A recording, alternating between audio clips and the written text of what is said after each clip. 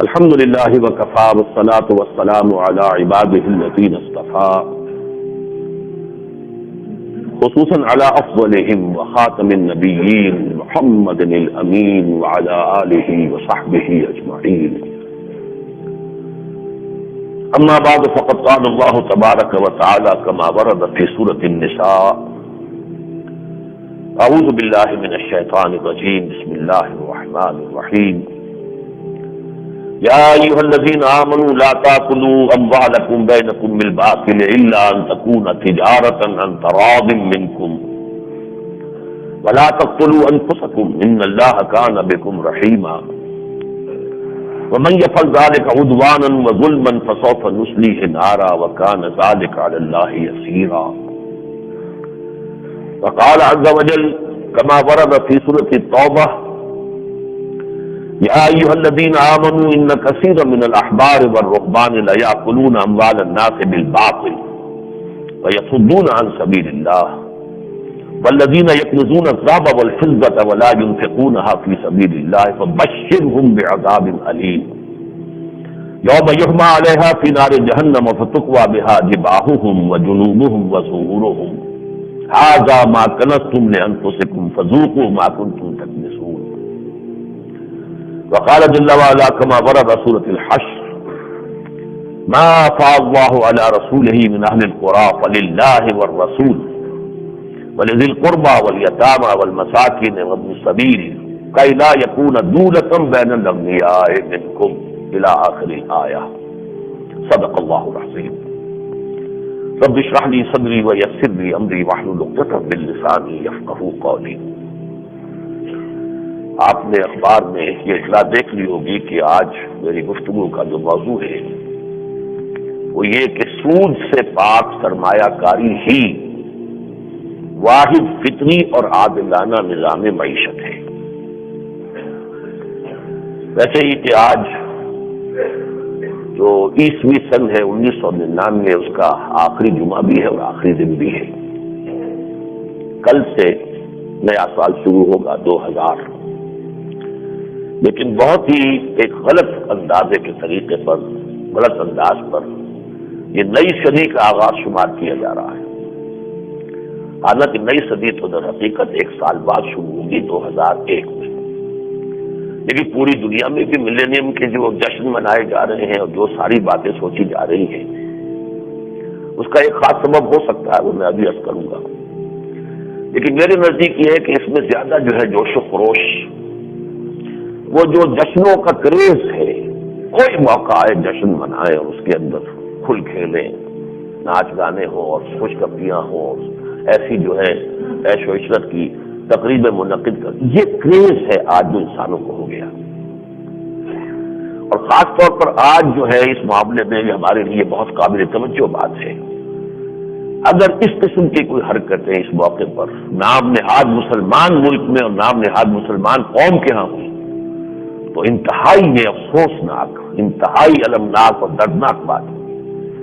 رمضان کا آخری عشرہ ہی ہے، یہ عام دن نہیں ہے کہ جن میں، اب ظاہر بات ہے کہ اس میں اگر نفل عبادت کا ثواب جو ہے وہ فرض کے برابر ہے اور فرض عبادت کا ثواب 70 فرضوں کے ثواب کے برابر ہے، تو اس میں بے حیائی اور فحاشی کی سزا بھی 70 گنا نہیں 700 گنا زیادہ ہو جائے.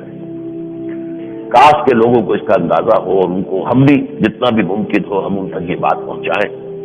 اور اس ضمن میں مجھے اسلامی جمعیت طلبہ کا یہ جو تنظیم ہے جمعیت طلبہ، اسلامی جمعیت طلبہ، جس کا کسی زمانے میں میں بھی ایک کارکن تھا، ان کی طرف سے دھمکی آئی ہے، میں اسے پورے طور پر انڈورس کرتا ہوں کہ صحیح ہے. اور کوئی طاقت تو ایسی ہونی چاہیے ہمارے ملک کے اندر کہ جو اس فحاشی اور اس قسم کے جو مجلسیں ہیں ان کے لیے وہ ٹیرر بن سکے اور کوئی اس کے لیے جو ہے ان کے رکاوٹ کا کوئی سامان بن سکے. تو اللہ تعالیٰ انہیں اس کی توفیق دے. جیسا کہ میں نے ابھی عرض کیا یہ ملینیم جو ہے یہ اصل میں شروع تو ہوگا 2001 سے، لیکن ایک خاص وجہ ہے اور اس کے لیے میں آج آپ کو توجہ دلا دوں. میرے بھی علم میں یہ بات نہیں تھی جو آج روزنامہ جنگ کے بچوں کے صفحے میں آئی ہے. میرے نزدیک تو وہ بڑوں کے صفوں میں ہونی چاہیے بات بڑی تفصیل سے کہ یہ جو کیلنڈر بنا تھا اس میں 1 سال کا فرق پڑ گیا ہے. اس لیے کہ حضرت مسیح کی پیدائش ہوئی تھی 25 دسمبر کو لیکن عیسائی روایت کی روح سے 8ویں دن نام رکھا جاتا ہے. جیسے ہمارے ہاں عقیقہ ہوتا ہے تو بپتسمہ دیتے ہیں اور نام رکھا جاتا ہے، وہ 1 جنوری تھا. اس اعتبار سے 1 جنوری سے سال شروع کیا تو گویا کہ حضرت مسیح کی پیدائش اس سے 1 سال پہلے ہوئی ہے. اس کو کہا جائے گا ایک قبل مسیح، کیونکہ مسیحی کیلنڈر تو شروع ہو رہا ہے 1 جنوری سے، وہ پیدا ہو گئے اس سے 8 سال پہلے، 8 دن پہلے. تو 8 دن پہلے تو پھر سابق سن ہوا نا، تو گویا کہ ایک قبل مسیح پیدائش ہے حضرت مسیح کی. یہ غلطی جو کیلنڈر بنانے والوں نے کی تھی اس کی وجہ سے ہے. وہ شاید حضرت مسیح کی پیدائش کے حوالے سے عیسائی جو مذہبی لوگ ہیں وہ ملینیم گن رہے ہیں، تو وہ تو ایک سال پہلے ہو جائے گا یقیناً کہ اس صدی کے اعتبار سے. اور ان کے ہاں جو روایات ہیں، ابھی جو ایک صاحب نے کہا گلوبلائزیشن، ان کے ہاں بھی بہت سی روایات ہیں کہ اس نئی ملینیم میں کیا ہونا ہے. تو اس کے حوالے سے انشاءاللہ میں اگلے جمعے میں گفتگو کروں گا. اس وقت صرف یہ عرض کرنا ہے کہ حقیقت میں سال جو شروع ہوگا وہ 2001 سے شروع ہوگی، نئی صدی 21ویں صدی. ابھی 1 سال اسی صدی کا بقایا ہے، میں نے پہلے بھی کہا تھا پچھلے دن میں. ندائے خلافت میں جو ہمارے سیاسی تجزیہ نگار ہیں ایوب بیگ مرزا صاحب، انہوں نے اس سود کے بارے میں جو ہماری ایپیکس کورٹ کا فیصلہ آیا ہے، ایپیکس کورٹ ہے ہماری سپریم کورٹ، اور سپریم کورٹ میں شریعت کا ایک اسپیشل بینچ ہے، Shariat appellate bench of the apex court supreme court. اس کا جو فیصلہ آیا ہے اسے انہوں نے اس صدی کا عظیم ترین واقعہ قرار دیا ہے. اور میں اس میں اس کے ساتھ ان کی تائید کر رہا ہوں کہ واقعہ یہ ہے دنیا میں جو واقعات ظہور پذیر ہوتے ہیں ان کا ایک ظاہر ہوتا ہے اور ایک باطن ہوتا ہے. بعض واقعات ظاہری اعتبار سے بہت اہم ہوتے ہیں، لیکن بعض اعتبارات باطنی اعتبار سے ان سے کہیں زیادہ اہم تر ہوتے ہیں. یعنی آپ سوچئے جب حضور کی بعثت ہوئی تھی پوری دنیا کو پتہ بھی نہیں چلا ہوگا. وہ 10 برس مکے میں کیا ہو رہا تھا، کیا کسی کھچڑی پک رہی تھی، کسی کو کیا پتا تھا کیا ہو رہا ہے. بلکہ کوئی جنگ ہوئی اور رومی فتح جو ہے وہ ہار گئے، اور جو ہے وہ ایرانیوں کے فتح، اس کا شورا پوری دنیا میں ہو گیا. غلبت الروم فی ادنی الارض، قرآن مجید میں جس کا تذکرہ ہے. باقی دنیا کو کیا معلوم تھا کون پیدا ہوا اس وقت دنیا میں، اور مجھ سے تاریخ جو ہے وہ کون سا رخ موڑ لے گی. کیا عظیم ترین جو ہے جو ڈاکٹر مائیکل ہارٹ نے پھر D100 میں نمبر 1 پر رکھا ہے محمد رسول اللہ صلی اللہ علیہ وسلم کو، کہ تاریخ 7 شخصیتیں کہ جنہوں نے تاریخ کا رخ موڑا ہے، ان میں سے 100 کو اس نے چنا، پھر ان میں گریڈیشن قائم کی تو ٹاپ پر حضور کو رکھ رہا ہے. لیکن حضور کے زمانے میں کس کو پتہ چلا؟ نہ رومیوں کو پتہ چلا، نہ ایرانیوں کو پتہ چلا کہ ہماری جڑیں کٹ رہی ہیں ان کی آنکھوں کے نیچے، ان کی ناک کے نیچے. اس لیے کہ عراق کے اوپر ایرانی قابض تھے، شام پر جو ہے رومی قابض تھے، اور جب ان کی آنکھوں کے نیچے جو ہے جزیرہ نما عرب میں وہ نظام جو ہے کروٹیں لے رہا تھا اور وہ جنم لے رہا تھا کہ جو ان کی جڑیں کاٹ دینے والا تھا، پتہ ہی نہیں. تو بہت سے واقعات ہوتے ہیں کہ جو ہمارے تاریخ کے جو عام انداز ہے اس کے اعتبار سے بہت اہم ہوتے ہیں، لیکن یہ کہ وہ واقعی کوئی لاسٹنگ ایفیکٹ ان کے نہیں ہوتے، کوئی دیر پا اثرات نہیں ہوتے، وہ کوئی تاریخ ساز واقعات نہیں ہوتے، بلکہ وہ پروڈکٹ آف ہسٹری ہوتے ہیں. وہ تاریخ ساز نہیں بلکہ تاریخ کے نتائج ہوتے ہیں. لیکن کچھ واقعات ہوتے ہیں جو اپنے وقت پر محسوس ہوتا کوئی بڑی بات نہیں، لیکن حقیقت میں وہ بہت بڑی بات ہوتی ہے. اس میں کوئی شک نہیں کہ جو بھی اس وقت دنیا میں عالمی مالیاتی استعمار ہے اس کے لیے سب سے زیادہ گہرا چیلنج یہ ہے کہ جو سرزمین پاکستان سے شروع ہوا ہے. بہرحال میں نے پچھلی مرتبہ الحمدللہ کے عنوان سے گفتگو کی تھی اس فیصلے پر، اور تازہ ندائے خلافت میں وہ چھپ بھی گئی ہے. میرے نزدیک تو واقعہ یہ ہے کہ اس تاریخ ساز فیصلے پر علامہ اقبال کا وہ شعر جو ہے وہ 100% جو ہے وہ صادق آتا ہے کہ جہان نو ہو رہا ہے پیدا، یہ عالم پیر مر رہا ہے، جسے فرنگی مقامروں نے بنا دیا تھا قمار خانہ. یہ جو فرنگی ہیں جوا کھیلنے والے، انہوں نے پوری دنیا کو جو ہے ایک جوئے کا گھر بنا دیا ہے. جوا ہے اصل میں، کہیں جاتے ہیں وہاں کی اکانومی کو جس طرح چاہیں برباد کر دیں، وہاں کی جو اسٹاک ایکسچینج ہے اس کے اوپر جا کے قبضہ کریں اور تلپٹ کر دیں سارا. یہ جوا گھر ہے، بہت بڑا جوا گھر بن گیا ہے. اور در حقیقت سودی بینکنگ کا نظام جو ہے وہ اس کی اصل بنیاد ہے. پھر اس پر اسٹاک ایکسچینج کا نظام ایک سے ایک جو ہے وہ تو ایک جو ہے ایک دیوار خشتے اول چون ہر معمار کج تا تھوڑی ابھی رمت دیوار کج، پھر تو اس کی تجیہ جو ہے وہ بڑھتی چلی جاتی ہے. بہرحال اس فیصلے کا ظاہر بات ہے فطری طور پر دینی جماعتوں نے بھی اور تمام دینی شخصیات نے بھی خیر مقدم کیا. یہ تو ایک بات تھی کہ جو ہونی چاہیے تھی.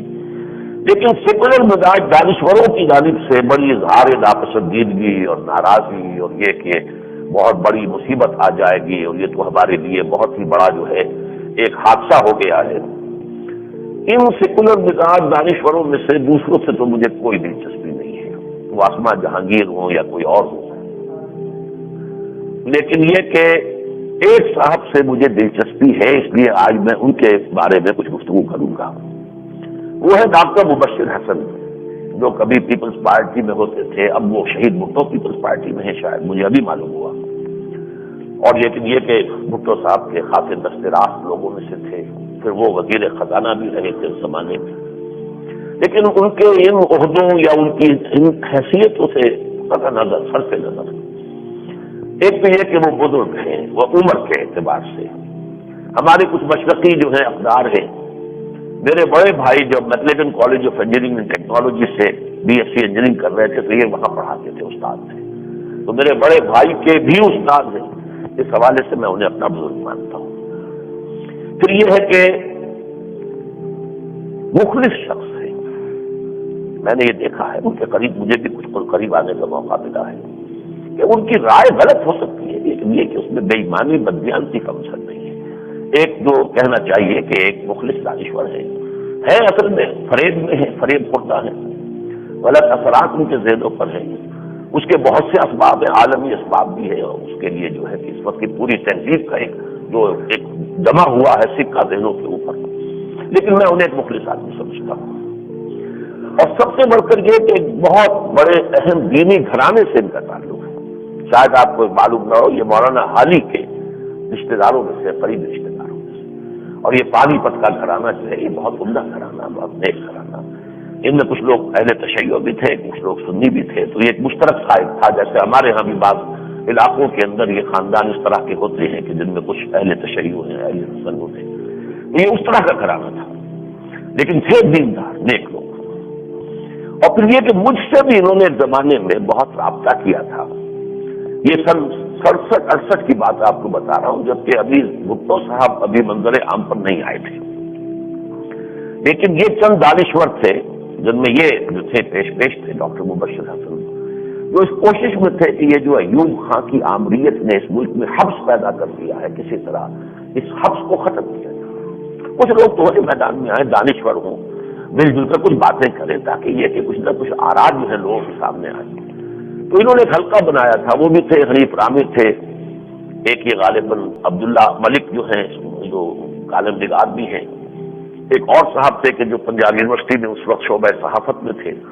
تو انہوں نے مجھ سے بھی رابطہ کیا تھا، 2-3 دفعہ چل کر یہ میرے مطلب پر کرشن نگر میں اس زمانے میں مطلب کرتا تھا، آئے تھے کہ تم بھی اسٹوڈنٹ لائف میں بڑے لیڈر رہے ہو، ایکٹیو رہے ہو، جمعیت طلباء کے ناظم اعلیٰ رہے ہو، تو ہم چاہتے ہیں کہ تم بھی ہمارے اس کام میں شریک ہو جاؤ. تو میں نے انہیں پھر میرا جو کتاب چاہے اسلام کی نشر ثانیہ کرنے کا اصل کام، ابھی وہ کتاب کی شکل میں چھپا بھی نہیں تھا، صرف نصاب میں مضمون کی شکل میں تھا، وہ میں نے ان کو دے دیا تھا کہ میری پرائرٹیز تو یہ ہے، مجھے دین کا کام کرنا ہے، اسلام کا کام کرنا ہے.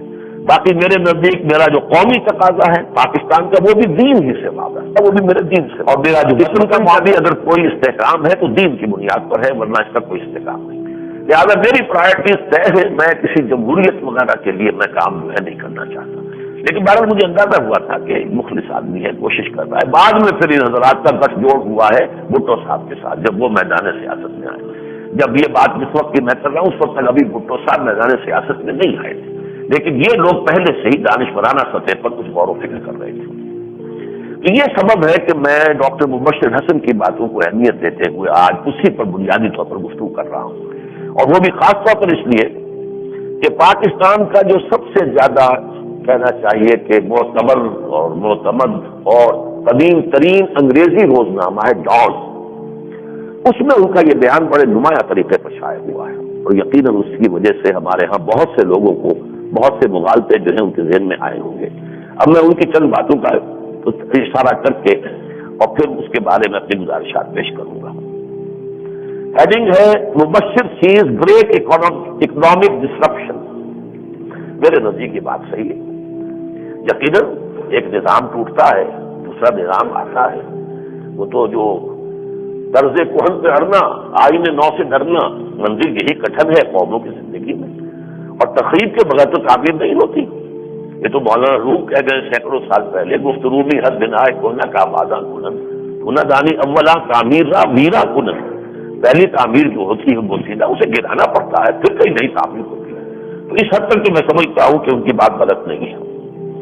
لیکن اس میں انہوں نے کچھ اندیشے ظاہر کیے ہیں کہ یہ بھی ہو سکتا ہے کہ کوئی دفعہ 232 جو ہے ہمارے دستور کی تو موجودہ حکومت جو ہے اس کو انووک کر کے یہاں اکنامک ایمرجنسی نہ لگا دے اس فیصلے کے آگے رکاوٹ کے طور پر.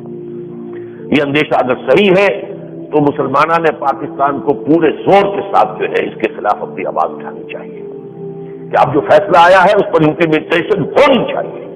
ہاں تھوڑا وقت جتنا بھی آپ اس کے لیے دیں لیکن یہ کہ اس عمل کو اب کہیں اگر سرد خانے میں ڈالا گیا کسی بھی حوالے سے اکنامک ایمرجنسی کے حوالے سے یہ ساری چیزیں جو ہے ترپٹ کر دی جائیں راستہ روک دیا جائے جیسے کہ پہلے ہوا ہے. 1992 کا فیصلہ تھا جس کو 7 سال سے پہلے لگ گئے کہ وہ سرد خانے میں جا کر ڈال دیا گیا تھا سپریم کورٹ کی اپیل کی جگہ پر اور وہ 7 سال گزر گئے. اس کے بعد بھی اب کتنا عرصہ لگا ہے اس میں تو اب یہ جو آیا ہے اس میں مزید تاخیر نہیں ہونی چاہیے. اور اس سبند میں نوائے وقت کا جو آج کا ایڈیٹوریل نوٹ ہے میں بہت تائید اس کی کرنا چاہتا ہوں. اس نے بہت صحیح بات کہی ہے بہت درست بات کہی ہے اور میں نے پچھلی مرتبہ بھی باتوں پر کہا تھا کہ میں نوائے وقت کو سلام کرتا ہوں آج پھر کر رہا ہوں کہ در حقیقت یہ طرز عمل صحیح ہے اور اسی کو اختیار کیا جانا چاہیے کہ کوئی جو اسکیم بھی ہے لے لو کام شروع کرو. پھر یہ کہ کمی بیشی ہوتی رہے گی. کوئی اگر اوور ڈو ہو گیا اس کی کمی ہو جائے گی کوئی کمی رہ گئی تو اس کی تلافی ہو جائے گی لیکن اس کو روکنا اب نہیں چاہیے. جو بھی اسکیمیں بہت سی موجود ہیں اس میں کوئی شک نہیں ہے. ضیاء الحق کے زمانے سے مبشر حسن صاحب نے بھی فکریں چوز کی ہیں تنقید ضیاء الحق صاحب پر لیکن میرے نزدیک اس زمانے میں کام ہوا ہے بہت سا ہوا ہے. پھر اس کے بعد جو ہے مزید کام ہوا ہے. پھر خود یہ نواز شریف صاحب کے دور میں جو کمیٹی بنی تھی راجہ ظفر الحق صاحب کی سرکردگی میں اس نے کام کیا ہے. پھر یہ جو اسلامک یونیورسٹی ہے فیصل مسجد کے ساتھ جو ہے اسلام آباد میں ان کی طرف سے ایک مکمل کتاب چھپ چکی تو بہت سے نسخے آ چکے ہیں. لیکن یہ کہ اصل مسئلہ امپلیمنٹیشن کا ہے تو حکومت مگر واقع تک کیونکہ تھوڑا سا بیان جو آیا ہے حکومت کے ذمہ دار کا کہ یہ تو کوئی فرق نہیں واقع ہوگا یہ نہیں ہوگا وہ نہیں ہوگا اور ابھی تو ہم ذرا مطالعہ کر رہے ہیں تو مطالعہ کرتے کرتے تو نصف صدی تو گزر چکی ہے پہلے. اب یہ کورٹ کا فیصلہ اسے امپلیمنٹ ہونا چاہیے جو بھی حکومت ہے وہ کرے. پھر یہ بھی انہوں نے خدشہ ظاہر کیا اللہ نہ کرے کہ وہ اگرچہ میں خود بھی پچھلے جمعے میں بیان کر چکا ہوں کہ اندیشہ ہے کہ ننگا مارشل لا نہ آ جائے اس لیے کہ سپریم کورٹ میں جو اپیل ہے 12 اکتوبر کے واقعے کے خلاف اب ظاہر بات ہے کہ یہ کورٹ کے لیے بھی بڑا امتحان ہے کہ اب وہ کیا فیصلہ اس اپیل پر دیتی ہے. اس حوالے سے تو اندیشہ ہے انہوں نے اس حوالے سے ظاہر کیا ہے کہ اگر یہ معاملہ چلتا رہا تو یہ کہ اس میں اندیشہ ہے کہ مارشل لا آ جائے. بہرحال جہاں تک ایک بڑی عظیم حقیقت کا انہوں نے اعتراف کیا ہے وہ میں چاہتا ہوں پڑھ کر آپ کو سنا دوں. He said attack on the institution of interest was basically an attack on the very foundations of the capitalistic order on which the present economy of Pakistan, indeed the whole world was based. بہت صحیح بات ہے سچ کی تندرست. اس وقت کا جو عالمی مالیاتی نظام ہے جس کو میں کہتا ہوں عالمی مالیاتی استعمار در حقیقت اس کی جڑ یہی سود ہے بنیاد یہی در حقیقت بینکنگ سسٹم کے جو سود کی بنیاد پر قائم کیا گیا جس کے بارے میں علامہ اقبال نے کتنی دور رس بات کہی تھی. ای بنوک یہ بینک کی جمع بنوک ہے عربی میں بنوک جمع کی جاتی ہے بینک کی. ای بنوک ای فکر چالاک یہود نور حق السینہ آدم ربوت.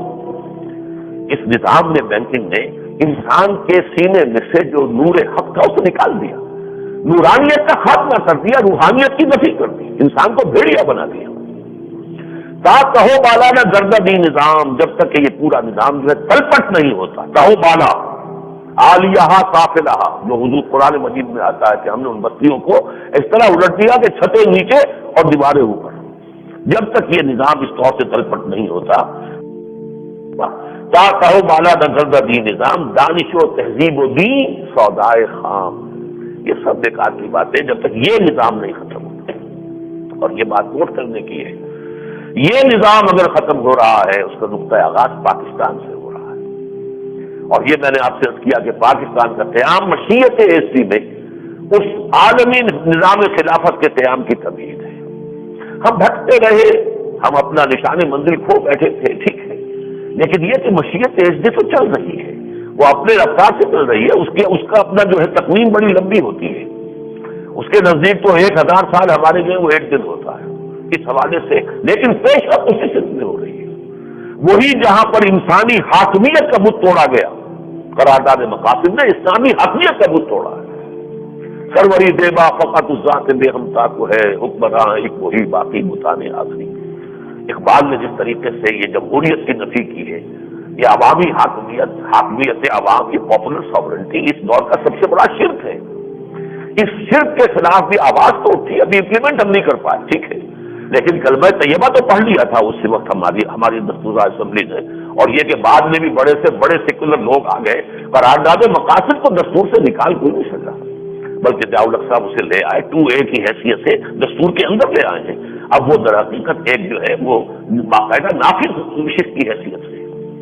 اور یہ بات کہ علامہ اقبال ہی مبشر پاکستان تھے، اور علامہ اقبال ہی نے انسانی حاکمیت کے خلاف آواز اٹھا کر خدا کی حاکمیت، سروری زیبا فقط اس رات بے ہمتا کو ہے، حکمراں ہے ایک وہی باقی بتانے آخری. اور یہ جو سود کے خلاف از ربا آخر سے نہیں زائد فتن کسرت عادت لذت قرض حسن از ربا جاں تیرا دل کیوں سنگ و خش. حد ہے، اگر گہرا ان کا ادراک ہے. اس سود سے کوئی چیز پیدا ہوئی نہیں سکتی سوائے فتنے کی. یہ ام الخبائث ہے، اس سے تو فتنے ہوں گے، اس کے پیٹ سے برآمد ہوں گے فتنے. اور لوگوں کو قرض حسن دینے کی لذت ہی بالکل جو ہے وہ خواب و خیال ہو گئی. کسی کو قرض دے دینا، بھائی تو اپنی ضرورت پوری کر لو، بس مجھے اصل رقم میری لوٹا دینا، سہولت سے لوٹا دینا، کوئی ایسی جلدی بھی نہیں دے دینا. اس کے اندر کس قدر روحانی لذت تھی. کسند آنت لذت قرض حسن، وہ حکومت کہاں گئی، ختم ہو گئی. اب کے بعد جہاں تیرا انسان کے اندر تاریکی آ جاتی ہے. وہی بات وہ کہی ہے کہ سینہ حق نور حق اور سینہ آدم رمون، آدم کے سینے سے نور حق نکال کے پھینک دیا، اس نے وہ نورانیت جو روحانیت کی تھی وہ نکال دی. اب زبا جہاں تیرا دل کیوں سنگو خیش، دل اینٹ اور پتھر کی طرح سخت ہو جاتا ہے. آدمی درزندہ بن جاتا ہے، بے دندان و خش، بے دندان و چنگ، بے دندان و چنگ. خش تو سنگ تھا اصل میں، وہ تو بے دندان و چنگ کہ وہ انسان کے بھیڑیوں والے دانت تو نہیں ہوتے، پنجے نہیں ہوتے، لیکن بھیڑیا بن جاتا ہے. بہرحال یہ ایک بہت بڑی حقیقت ہے جو انہوں نے بیان کی ہے. لیکن یہ کہ انہوں نے جو فلسفہ پیش کیا ہے اصل وہ ہے قابل غور، مجھے گفتگو اس پر کرنی ہے. وہ کہتے ہیں کہ there is no way of getting out the institution of interest in a capitalistic society. He said, indeed, a society wants to do away with the capitalistic mode of production. It has to be socialist. یعنی ان کے سامنے صرف دو نظام ہیں، یا تو یہ سرمایہ دارانہ جو بھی مغرب کا نظام ہے، سرمایہ داری کیپٹلزم، اور یا سوشلزم. ان کے سامنے اسلام کا نظام ہے ہی نہیں. خیر ان کا کوئی قصور بھی نہیں، اس لیے کہ اسلام کا نظام کہیں دنیا میں قائم ہے نہیں اس وقت. لیکن بہرحال ایک عالم اور دانشور ہے شخص، اتنا معمر آدمی، اتنا بزرگ آدمی، اسے اسی پر تو قیاس نہیں کرنا چاہیے کہ دنیا میں کیا چیز اس وقت ہے اور کیا نہیں ہے. دیکھنا چاہیے کہ آخر نظریاتی سطح پر کوئی دوسری چیز موجود ہے کہ نہیں ہے، اس کے بارے میں سوچنا تو چاہیے. اسی طریقے سے انہوں نے دستور سے متعلق بھی باتیں کی ہیں جو بڑی ہی افسوسناک ہے کہ ہمارے یہاں یہ شریعت کوڈ خام کا جو ہے ضیاء-ال-حق نے ایک ہنگامہ کھڑا کر دیا. شریعت کوڈ کی کوئی ضرورت نہیں تھی. اور یہ کہ اگر اول تو یہ کہ نیا جو دستوری ڈھانچہ اب یہاں بننے والا ہے، سجیسٹ کیا ہے انہوں نے کہ اس میں اس کو شریعت کوڈ کے دھندے کو ختم کر دیا جائے، اس کی بساط کو لپیٹ دیا جائے. اس لیے کہ حاکمیت عوام کا مسئلہ ہے، تو حاکمیت عوام کا جو ہے وہ تو در حقیقت نمائندگان عوام جو ہیں ان کے پاس حاکمیت ہوتی ہے. اصل میں جو بالا دستی ہونی چاہیے، اگر کوئی شریعت کوڈ رکھی بھی جائے تو اس کے اوپر بالا تر ہونی چاہیے پارلیمنٹ، نہ یہ کہ شریعت کوڈ جو ہے بالا تر ہو جائے پارلیمنٹ. یہ مسئلہ ہے بڑا پیچیدہ، اس کے بارے میں بعد میں عرض کروں گا. بہرحال یہ چیزیں ہیں جہاں تک تو مبشر صاحب کا معاملہ ہے. میں نے چونکہ جو بھی ان کا تعارف کرایا اور اپنے تاثرات ان کے بارے میں بیان کیے، تو میں علامہ اقبال کا شعر ان کی خدمت میں پیش کرتا ہوں۔ تو اپنی خودی اگر نہ کھوتا، زنار یہ برساں نہ ہوتا۔ یہ سید زادہ ایک تھا کہ جو متاثر ہو گیا تھا مغربی فلسفے سے، تو علامہ اقبال نے اس کے نام یہ نظم لکھی تھی کہ تو سید ہاشمی کی اولاد ہے اور میں تو ایک برہمن زادہ ہوں، لیکن تو کہاں سے کہاں پہنچ گیا؟ تو مارکسزم اور اس فلاح چکر کے اندر پڑا ہوا ہے۔ تو اگر اپنی خودی نہ کھوتا، زناریہ برساں نہ ہوتا، تو ہمیں اپنی خودی تلاش کرنی ہے، وہ خودی جو خدا کی طرف سے ہمیں عطا کی گئی ہے، اس کی طرف ہمیں جانا ہے۔ اب میں یہ چاہتا ہوں کہ اس معاملے کو اچھی طرح سمجھ لیں کہ واقعہ یہ کہ موجودہ دنیا صرف دو نظاموں سے واقف ہے۔ یہی وجہ ہے کہ جب کمیونزم کی موت واقع ہوئی اس کی جنم بھومی میں، روس میں، تو بڑی جو ہے خوشیاں اور شادیانے بجائے گئے مغرب میں، ثابت ہو گیا کہ ہمارا ہی نظام بہترین ہے، دیکھ لو وہ نہیں چل سکا، وہ ختم ہو گیا۔ فوکویاما نے پوری کتاب لکھ دی، اینڈ آف ہسٹری، گویا کہ تاریخ انسانیت اپنے آخری کنارے تک، اپنے نقطۂ عروج تک پہنچ چکی ہے، اور یہ جو ہمارا ہے لبرل کیپٹلسٹک اکنامک سسٹم، اس سے بہتر کوئی نظام نہیں۔ یہی ہے در حقیقت وہ بات کہ جس کی وجہ سے یا ہمارے ہاں کے دانشور بھی صرف اسی اثر میں ہے، یا ان کے سامنے متبادل اگر آتا ہے کہ انٹرسٹ کو اگر ختم کرنا ہے تو میں سوچ لانا پڑے گا۔ یہ ہے فیلیسی، یہی ہے مغالطہ، اس لیے کہ ان دونوں کے درمیان ایک نظام ہے جو دونوں کی اچھائیوں کو جمع کرتا ہے، دونوں کی برائیوں کی نگیشن کر دیتا ہے۔ بدقسمتی سے وہ نظام عدل اللہ کا دیا ہوا ہے جو نظام ہے، اس کی طرف ہماری توجہ نہیں ہے۔ لیکن یہ کہ تاریخ ادھر جا رہی ہے۔ پہلے تو یہ سوچئے کہ دنیا میں کمیونزم آیا کیوں تھا؟ کوئی چیزیں بغیر سبب کے تو نہیں ہوتی۔ Everything continues in a state of rest or of uniform motion against in a straight line unless acted upon by some external force۔ یہ تو ہوا کہ فرسٹ رول جو تھا نیوٹن کی فزکس کا، تو اس لیے نظام جو چل رہا تھا چلتا رہنا چاہیے تھا، کیوں تبدیلی آئی، کیوں انقلاب آیا؟ یہ رد عمل تھا کیپٹلزم کا، اور کیپٹلزم کی کوکھ سے یہ اس نے جنم لیا جب وہ ڈسپیرٹی ہو گئی ہیز اور ہیڈ ناٹس کے درمیان۔ کارخانے دار ہیں، ان کی بڑی امپائر بن گئی ہے، اب وہ جاگیردار ختم ہو گئے، بادشاہ ختم ہو گئے، کارخانے دار آ گیا، ہزارہ مزدور کام کر رہا ہے۔ اب کارخانے دار تو کہتا ہے مینیجر صاحب آپ کو 10 روپے دینے ہیں دہاڑی، کام کرنا تو کرو، نہیں تو جا، ورنہ میں اگر بہت زیادہ لوگ مطالبہ کریں، اچھا میں لاک آؤٹ کرتا ہوں اپنا کارخانہ۔ نتیجہ کیا نکلے گا؟ مزدوروں کے بچے بھوکے مریں گے، تمہیں کیا بگڑتا؟ تمہارا کچھ نہیں جاتا، 1 مہینے تمہارا کارخانہ بند رہے تب بھی تمہارے یہاں تو دودھ کی اور شہد کی نہریں چلتی رہیں گی۔ یہ تھا وہ مسئلہ جس کی وجہ سے رد عمل پیدا ہوا۔ رد عمل یقیناً اندھا تھا، میٹیریلسٹک کا تھا، اس کے اندر خدا اللہ کی رہنمائی کی طرف تو کوئی رجحان تھا ہی نہیں، بلکہ وہ تو خالص اندھا رد عمل تاریخ کا، وہی ڈائلیکٹیکل پروسیس کہ ایک تھیسس اینٹی تھیسس، اس تھیسس کا اینٹی تھیسس جو ہے وہ کمیونزم تھا۔ اور یہ بھی میں آپ کو بتا دوں کہ فوکویاما نے جو بڑھ ہانکی ہے کہ ہمارا نظام ثابت ہو گیا بہترین، لیکن اب جو آثار ہیں وہ یہ ہے کہ اب اس ننگے کیپٹلزم کے خلاف، کیپٹلزم کے سب سے بڑے گڑھ کے اندر سے بغاوت اٹھ رہی ہے۔ یہ تو دوبارہ ہوگا۔ سیٹل میں کیا ہوا؟ امریکہ کے بارے میں ناقابل تصور ٹیئر گیس ہو رہے ہیں، کرفیو لگ رہا ہے، اور ہزاروں لوگ جمع ہو گئے ہیں ملٹی نیشنلز کے خلاف کہ یہ بدماش جو ہیں، یہ ملٹی نیشنل کمپنیاں جو ہیں، انہوں نے تو ساری مارکیٹ کو قبضہ لیا۔ سادہ سی بات آپ کو بتاتا ہوں کہ ایک زمانہ تھا، گلی گلی لوگوں نے وہ لگا رکھے تھے پمپ، وہ جس کے اندر یہ اریٹڈ واٹر جو ہے بوتلیں بھرتے تھے، بیچتے تھے، بہت سے لوگوں کا کاروبار۔ اب آ گئی 7 اب آ گیا کوکا کولا، سب ختم، سب ان کے تابع ہیں، ان کے ایجنٹ بن جاؤ اور ان کے ایجنٹ بن کر بیچو، اور اس میں جو لائی شیئر ہے وہ جا رہا ہے ان کے اصل جو ملٹی نیشنل بیٹھا ہوا ہے جو اسے فیس دے رہا ہے، فرنچائز کی جو ہے وہ ان سے جو لے رہا ہے، وہ باقی عام آدمی کے لیے کرنے کا دروازہ بند۔ یہ ملٹی نیشنل نے جو کیا ہے در حقیقت، تو اب اس کا رد عمل امریکہ کے اندر جو ہے، سیٹل کے اندر جو کچھ ہوا ہے اس کو اگر آپ دیکھیں تو وہ رد عمل جو ہے آئے گا دنیا کے اندر، الا یہ کہ اسلام کے عادلانہ اور فطری نظام کی طرف رجوع کیا جائے۔ اس لیے کہ ایک نظام غیر عادلانہ ظالمانہ ہے کیپٹلزم، اور دوسرا نظام کمیونزم وہ غیر فطری تھا، اس لیے نہیں چل سکا۔ اب اپنے اس نقطے کی تھوڑی سی وضاحت میں کرنا چاہتا ہوں۔ دیکھیے کیپٹلزم میں کیا چیز تھی اور کیا نہیں تھی، اس کے فور کیا ہے، اگینسٹ کیا ہے۔ کیپٹلزم میں وہ سارے انسان کے نفسانی تقاضے پورے کیے گئے ہیں جو انسانی جبلت کے اندر ہے، میں اسے فطرت نہیں کہتا، جبلت ہے۔ میرا کوئی مال ہونا چاہیے، پرائیویٹ اونرشپ، میں کہہ سکوں یہ کارخانہ میرا ہے، یہ کھیت میرا ہے۔ جب پرائیویٹ اونرشپ ہوگی تو پرسنل انسینٹو ہوگا، زیادہ کام کرنے کو جی چاہے گا، اس کو بڑھاؤں، ترقی دوں، اپنی دکان کو اور ترقی دوں، اپنے کارخانے کو اور ترقی دوں۔ اس سے کمپٹیشن وجود میں آئے گا۔ آپ کہیں گے میں اپنا کارخانہ بڑھاؤں، وہ کہے گا میں اپنا کارخانہ بڑھاؤں۔ آپ کہیں گے میں اچھی چیز پیدا کرتا ہوں تاکہ لوگ زیادہ خریدیں، وہ کہے گا نہیں میں بہتر بناتا ہوں، کمپٹیشن ہوا۔ پھر اس میں مارکیٹ جو فورسز ہیں، ڈیمانڈ اینڈ سپلائی کے حوالے سے بات ہو رہی ہے۔ کسی شخص کی ڈیمانڈ بڑھ گئی ہے، سپلائی کرو تو قیمت بڑھ جائے گی، ٹھیک ہے بڑھنے دو، کوئی آرٹیفیشل کنٹرول کی ضرورت نہیں ہے۔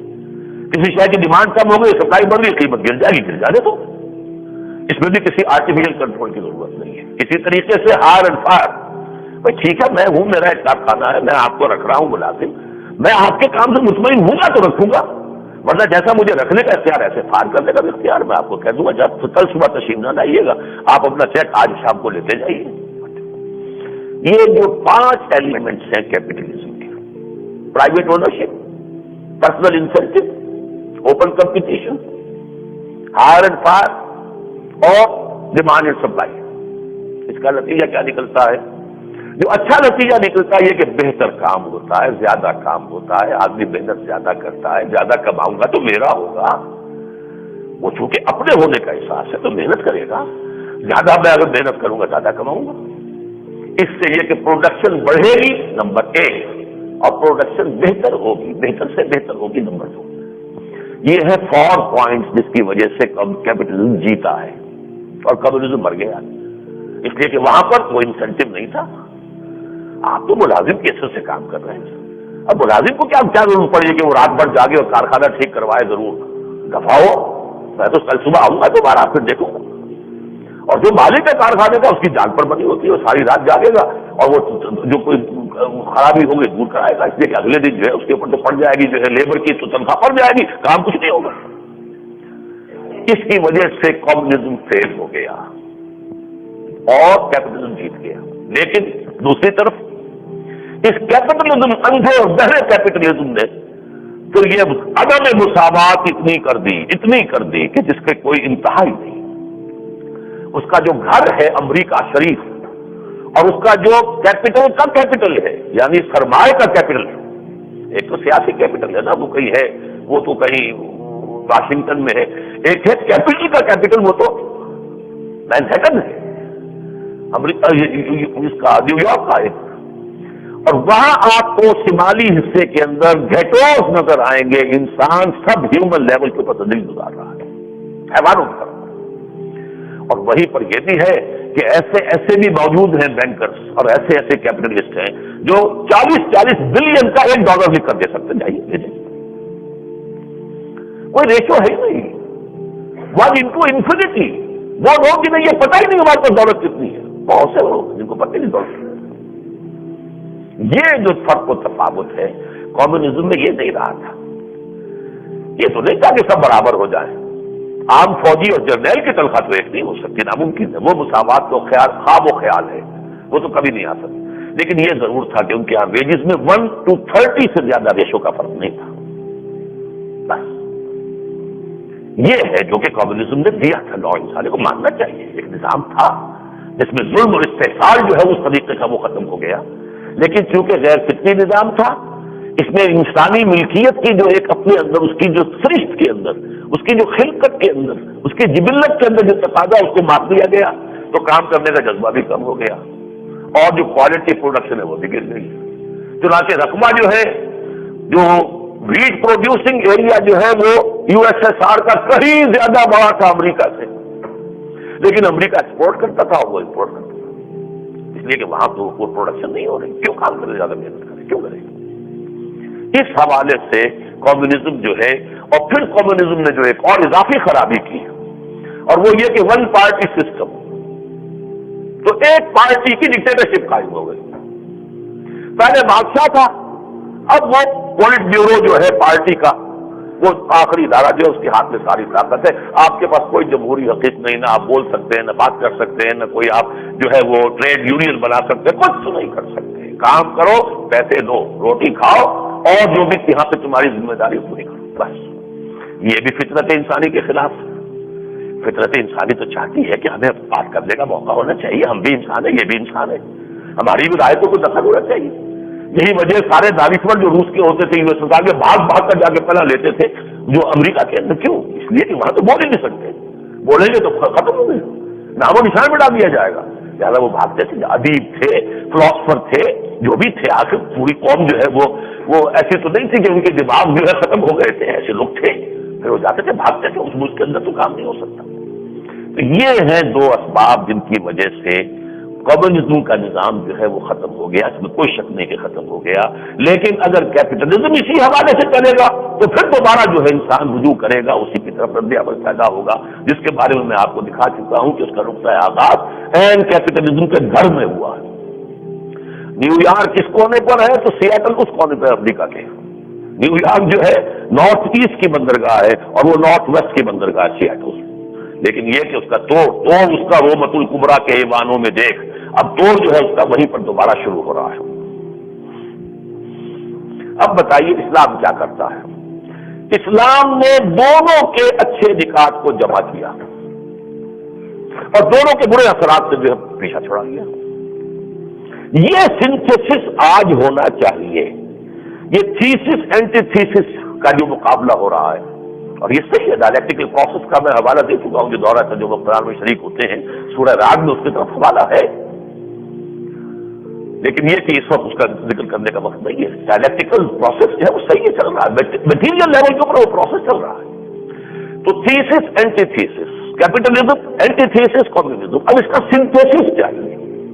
کسی ہلکے سے درجے میں وہ سنتھیسس ہوا ہے، اور وہ ہوا تھا اسکینڈینیوین کنٹریز میں، اور کچھ نہ کچھ جو ہے برطانیہ میں بھی ہے، جسے پھر یہ سوشلزم کہتے ہیں، سوشلسٹ ڈیموکریسی، کہ کچھ نہ کچھ اپنے حقوق کی بات کرنے کا، کچھ نہ کچھ جو ہے آدمی کو اپنی رائے ظاہر کرنے کا تو موقع ملنا چاہیے نا، چاہے وہ معاشی نظام جو ہے انہوں نے وہی اختیار کر لیا ہے، لیکن یہ کہ اس میں انہوں نے کچھ نہ کچھ بہتری کی ہے، لیکن وہ کافی نہیں، وہ بھی ان نیچرل ہے، وہ مر رہا ہے، وہ میں بعد میں عرض کروں گا۔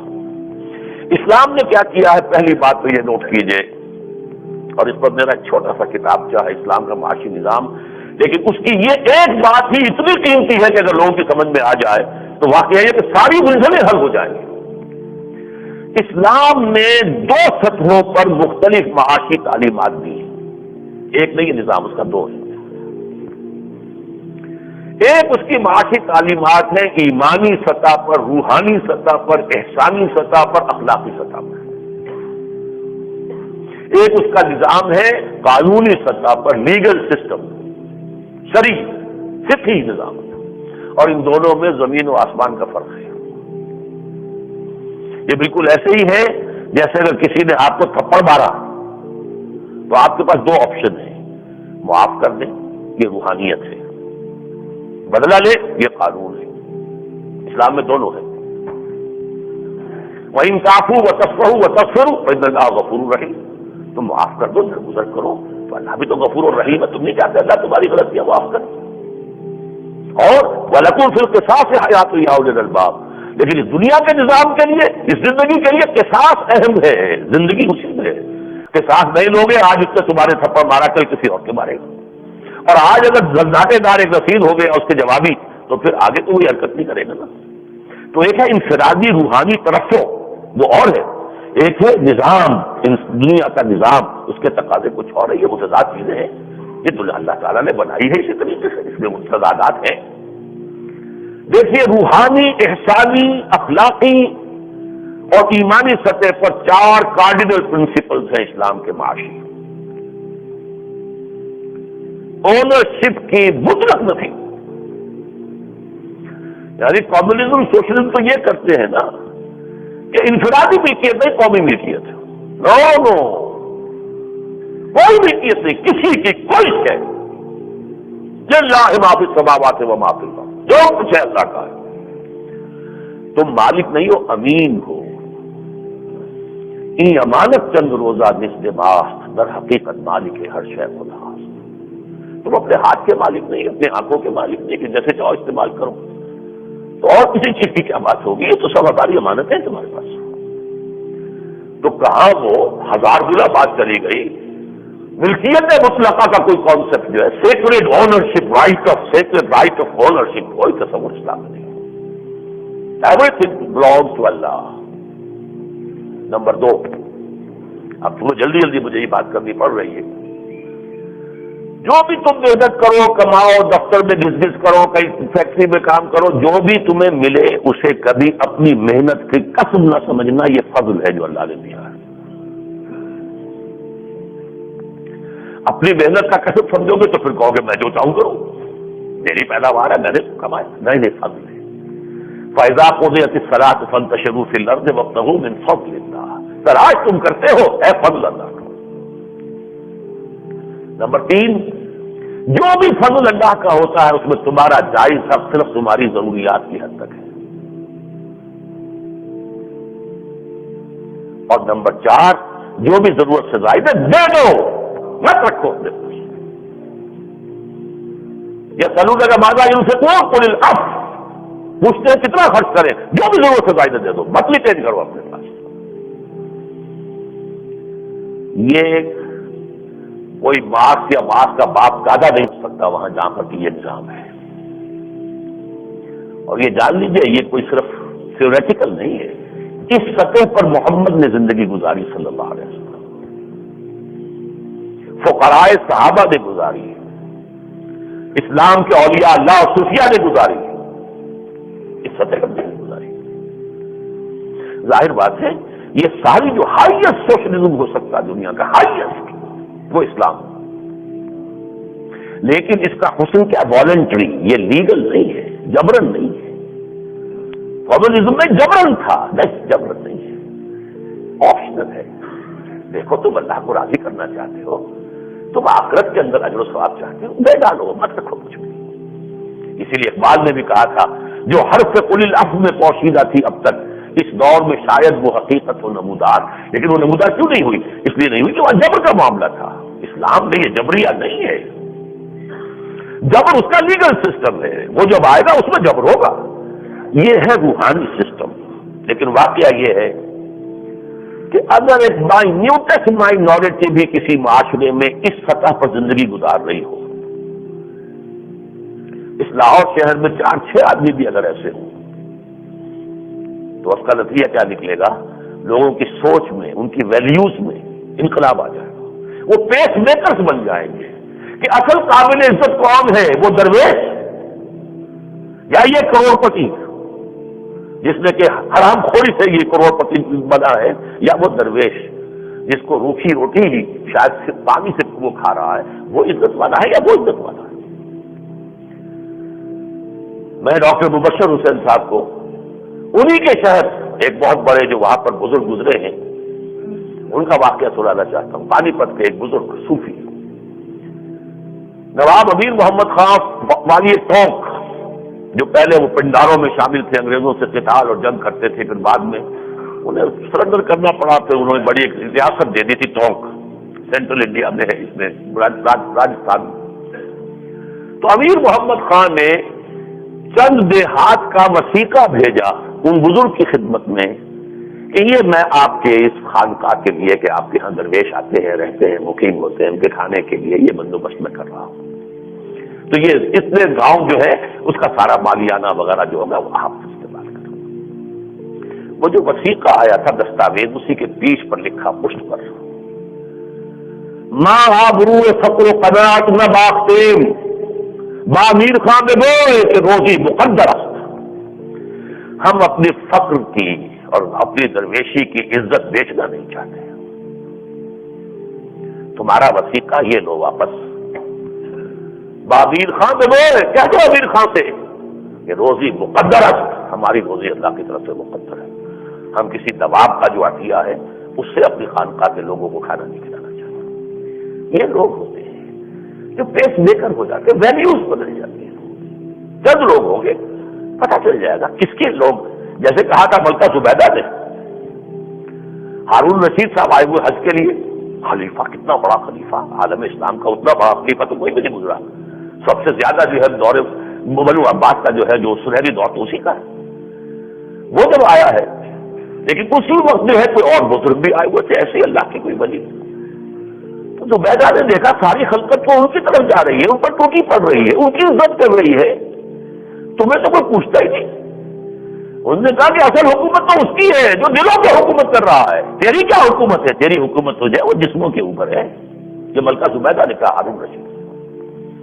یہ چیز ہے جسے میں کہہ رہا ہوں کہ اس لیول پر یہ 4 کارڈینل پرنسپل, ملکیت نفی, کسی انسان کی کوئی شے ملکیت نہیں, نہ انفرادی, نہ اجتماعی, نہ ریاستی, نہ قومی, اللہ کی. جو تمہیں ملے چاہے محنت کتنی تم نے کی ہو وہ فضل ہے, وہ اپنی محنت کا ثمرہ نہ سمجھنا. اس میں سے تمہارا جائز حصہ تمہاری ضروریات ہے نہیں, جو سرپلس ہے یہ ہے سرپلس ویلیو آف اسلام. وہ مارکس کی سرپلس ویلیو اور ہے, یہ سرپلس جو زائد ہے عفو وہ دے دو. وہ دوسروں کا حق ہے جو اللہ نے تمہارے مال میں رکھ کر تمہیں امتحان میں ڈالا ہے کہ آیا دے کر حق بحقدار رسید کر کے تم سبکدوش ہو جاتے ہو یا اس کے اوپر قبضہ مخالفانہ جمع کر بیٹھ جاتا ہو. میرا مال ہے. یہ ہے اسلام کا روحانی نظام. جیسا کہ میں نے عرض کیا, اس کی اصل خوبصورتی جو ہے, اصل حسن وہ اس کے والنٹری ہونے میں ہے.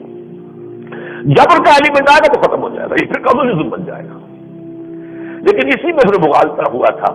میں نے اسی لیے آج وہ آیتیں پڑھی تھی, اس لیے 2 منٹ لے رہا ہوں اس موضوع پر بھی, کہ اس میں ایک بہت ہماری بڑی عظیم شخصیت کو مغالطہ ہو گیا تھا کہ سونا چاندی اپنے پاس کسی بھی مقدار میں رکھنا حرام ہے. حضرت ابو ذر غفاری, کمیونسٹوں نے ان کے نام کو بہت اچھالا تھا ایک زمانے میں. وہ گویا کہ صحابہ کے کمیونسٹ تھے, ان کے کہنے کے مطابق. انہیں مغالطہ ہوا تھا, اس میں کچھ نہیں. روحانی نظام وہ ہے جو وہ کہتے تھے, قانونی نظام یہ نہیں ہے اسلام کا. قانونی نظام میں زکات ہے, زکات کس پر ہوگی اگر آپ کے پاس قسم جمع نہیں ہوگا. قانونی نظام میں وراثت ہے, وراثت کس بات کی ہوگی اگر کوئی آپ کی جائیداد نہیں. قانونی نظام بالکل مختلف ہے. انہوں نے جو دھوکہ کھایا تھا وہ اصل میں قرآن مجید میں سورہ توبہ کی 2 آیات جو میں نے پڑھ کر آپ کو سنائی ہیں. احبار اور رہبان جو ہوتے ہیں جو دینی خدمات کر رہے ہوتے ہیں معاشرے کی, احبار کہتے ہیں علماء, خبر کی جب احبار بہت بڑے عالم, رہبان راہب صوفی, وہ اگر سرمایہ دار بن جائیں, وہ اگر رتی بھر بھی سونا چاندی اپنے پاس رکھیں گے تو وہ بہت بڑے گناہ گار ہیں, بہت بڑے مجرم ہیں. انہوں نے کہاں سے کمایا؟ یہ دین میں جائے نا. یہ ہے اصل مسئلہ. اس آیت کو اسی لیے لوگوں نے اس کے اصلی کانٹیکسٹ میں سمجھا نہیں ہے. یا ایھا الذین آمنوا ان کثیرا من الاحبار والرہبان لیاکلون اموال الناس بالباطل. اہل ایمان, یہ بہت سے راہب اور بہت سے یہ علماء جو ہیں یہ لوگوں کا مال ہڑپ کرتے ہیں باطل طریقے سے. ویصدون عن سبیل اللہ, اللہ کے راستے سے روکتے بھی ہیں. لیکن انہیں تو اپنی چودراہٹ چاہیے نا, نذرانے چاہیے. تو ظاہر بات ہے کہ کسی اور کوئی اللہ کی بات کہہ رہا ہے بہتر طریقے سے, ادھر رجوع ہو گیا تو میرے نذرانے کہاں سے آئیں گے؟ میرے ہاتھ کون چومے گا آ کر؟ والذین یکنزون الذهب والفضة, اور جو لوگ کہ سونے اور چاندی کو کنز بنا کر اور اپنے ہاں جو ہے دبا کر رکھتے ہیں, فرمایا ولا ينفقونها فی سبیل اللہ, اور اسے اللہ کی راہ میں خرچ نہیں کرتے, فبشرهم بعذاب علیم, انہیں بشارت دے دیجیے بہت دردناک عذاب کی. یہ ان کا معاملہ ہے. ایک عام آدمی ہے, کاروبار کر رہا ہے, اس کے پاس کچھ جمع ہو گیا, اور بات, تم تو دین کا کام کر رہے, تم نے دین کا علم بیچا ہے. تم لوگوں کا تزکیہ نفس کا دعویٰ کرتے ہو, تم تزکیہ نفس کی فیسیں وصول کر رہے ہو. ہاں, کھانے پینے کی حد تک, ضروریات کی حد تک کوئی کسی نے خدمت کر دی تو ٹھیک ہے, ضرورت ہے روزی کی, کسی نے ہدیہ دے دیا. لیکن جب یہ نوبت ہو جائے کہ وہ سرپلس جمع ہو, جائیدادیں بنے, پھر بڑے بڑے صوفی, بڑے بڑے مرشدوں کی کہانیاں آئیں کہ ان کی اولاد میں پھر جائیداد پر جھگڑے ہو رہے ہیں, مقدمے بازی ہو رہی ہے, قتل و غارت ہو رہا ہے. یہ صوفی اور یہ عالم بڑی بڑی جائیدادیں چھوڑ کر چلے گئے. کیا بیچتے تھے؟ دین بیچتے تھے نا, اور کیا تھا بیچنے کو ان کے پاس. یہ ان کے بارے میں ان کو تو یہ ہونا چاہیے کہ میری آج کی روٹی مجھے مل گئی بس ٹھیک ہے، اپنے پاس کوئی جمع جوڑ کر کے نہ رکھے۔ اور وہ عذاب علیم کیا ہے؟ یوم یحمى علیہا، جس دن کے تپایا جائے گا اسی سونے اور چاندی کو، فی نار جہنم، آگ جہنم کی آگ میں، فتکوی بہا جباہہم، اس سے ان کی پیشانیوں کو داغا جائے گا، وجنوبہم، اور ان کی پسلیوں کو، وظہورہم، اور ان کی پیٹھوں کو، ھذا ما کنزتم لانفسکم، یہ ہے جو تم نے اپنے لیے کنز بنایا تھا، جمع کیا تھا، فذوقوا، اب چکھو مزہ ما کنتم تکنزون، اسی کا جو تم نے جمع کیا تھا۔ یہ وہ ہے خاص کانٹیکسٹ، یہ عام آدمی کے لیے نہیں ہے۔ عام آدمی سونا رکھ سکتا ہے، 7 والے سے زیادہ ہوگا زکات دے دے گا، چاندی رکھ سکتا ہے، 52 تولے سے زیادہ ہوگی زکات دے دے گا۔ یہ قانون عام آدمی کا نہیں ہے، یہ قانون ہے ان لوگوں کا جو مذہب کی سول سروس میں لگے ہوئے ہیں، یہ تو سروس ہے نا، ان کا طریقہ وہی ہونا چاہیے جو محمد کا تھا صلی اللہ علیہ وسلم۔ بس آج کی روٹی مل گئی ہے کافی ہے، کل اللہ دے گا، یا کم سے کم آدمی اپنی ضروریات کی حد تک باقی کچھ رکھے اپنے پاس، جمع کرے، جوڑے، جائیدادیں بنائے اور چھوڑ کے جائے۔ بہرحال اب آئیے جو قانونی اور شرعی نظام ہے اسلام کا، وہ کیا آج رات تاخیر ہو جائے گی، اس کے لیے آپ سے یاد ہے یہ موضوع ہے بہت اہم۔ دیکھیے قانونی سطح پر اسلام کا نظام ہے controlled and internally managed capitalism. اب یہ اصطلاحات ہیں معاشیات کی، میں کوئی معاشیات کا ماہر نہیں ہوں لیکن فنڈامنٹلسٹ ہوں، بنیادی چیزیں مجھے سیاست کی بھی معلوم ہیں اور بنیادی باتیں جو ہیں وہ معیشت کی بھی معلوم ہیں، ڈیٹیل میں نہیں، مالیات اور اقتصادیات اور بینکنگ جس کا میں ماہر نہیں ہوں۔ مراد کیا ہے؟ یہ جو انٹرنلی مینیج میں نے کہا یہ کسی درجے میں جو ہے یہ موجودہ جو کیپٹلسٹک نظام ہے وہ بھی کرتا ہے۔ ان کے ہاں تصور یہ ہے کہ اگر ہمارا یہ خلید جو ہے ہیز اور ہیو ناٹس کی اتنی بڑھ گئی کہ کچھ بالکل بھوکے مرنے لگے تو وہ تو پیٹ پھاڑیں گے ہمارا، تو کچھ نہ کچھ تو بیل آؤٹ کرو نا، کچھ نہ کچھ تو دے گا۔ ان امپلائمنٹ الاؤنس لے لو بھائی، تمہاری 2 وقت کی روٹی تو چلے گی نا۔ ویلفیئر ہے امریکہ میں، اسی لیے انٹرنل مینجمنٹ کہتے ہیں، اس لیے کہ ڈاکیومنٹ کیپٹلزم میں تو پھر یہ خرید تو ہوگی، ہیز اینڈ ہیز ناٹس، ایک طرف ارتکاب دولت ہوگا، ایک طرف جو ہے بھوک ہوگی، تو یہ بھوکے بھیڑیے جو ہے ہمارا پیٹ پھاڑیں گے، لہذا کچھ نہ کچھ ان کو خیرات، ویلفیئر، ان امپلائمنٹ الاؤنس دیتا۔ اور یہی وہ سنتھیسس ہے کیپٹلزم اور سوشلزم کا، جو سب سے زیادہ پیک پر جو ہے ہائیسٹ لیول جو اسکینڈینیوین کنٹریز میں، Norway, Sweden,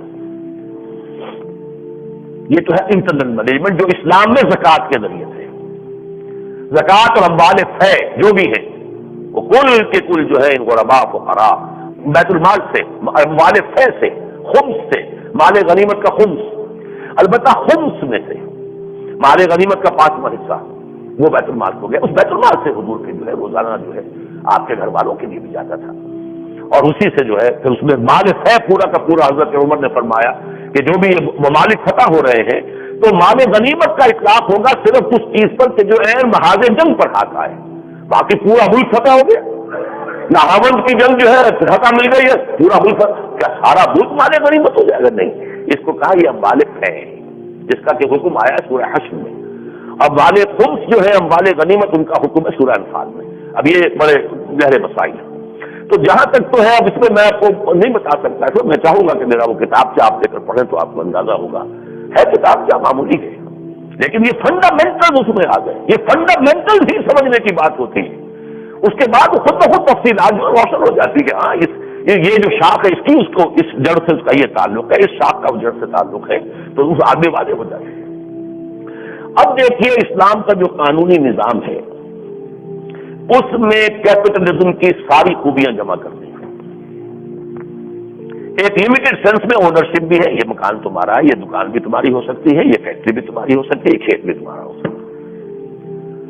Not only the articles of use but also the means of production, private ownership legally allowed۔ وہ روحانی بات اب بھول جائیے ذرا۔